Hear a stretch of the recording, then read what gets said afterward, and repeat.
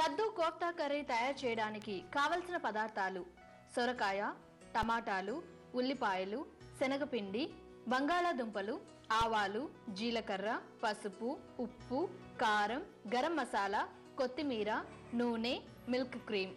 కద్దు kofta curry తయారు చేసుకునే విధానం: ముందుగా ఒక బౌల్లో 2 కప్పుల సొరకాయ తురుము, ఉప్పు కలిపిన కారం 3 టీ స్పూన్లు, అరకప్పు శనగపిండి, 1 టీ స్పూన్ గరం మసాలా వేసి అన్నీ కలిసేలా కలుపుకొని స్టవ్ వెలిగించి బాండీ పెట్టి డీప్ ఫ్రైకి సరిపడా నూనె పోసి కాగాక కలిపిన మిశ్రమాన్ని నూనెలో చిన్న చిన్న బాల్స్ లా వేసుకొని డీప్ ఫ్రై చేసి ప్లేట్లోకి తీసుకోవాలి. ఇప్పుడు స్టవ్ వెలిగించి పాన్ పెట్టి 5 టీ స్పూన్ల నూనె వేసి కాగాక ఆవాలు, జీలకర్ర, 1/2 టీ స్పూన్ అల్లం వెల్లుల్లి పేస్ట్, కొంచెం కరివేపాకు, అరకప్పు ఉల్లిపాయ పేస్ట్ వేసి ఫ్రై అయ్యాక 1 కప్పు టమాటా ప్యూరీ వేసి మూత పెట్టి 2 నిమిషాలు ఉడికించి మ్యాష్ చేసిన ఆలూ పేస్ట్ అరకప్పు, 1 టీ స్పూన్ కారం, తగినంత ఉప్పు, చిటికెడు పసుపు, 1 టీ స్పూన్ గరం మసాలా వేసి తగినన్ని నీళ్లు పోసి మూత పెట్టి మరిగించాలి.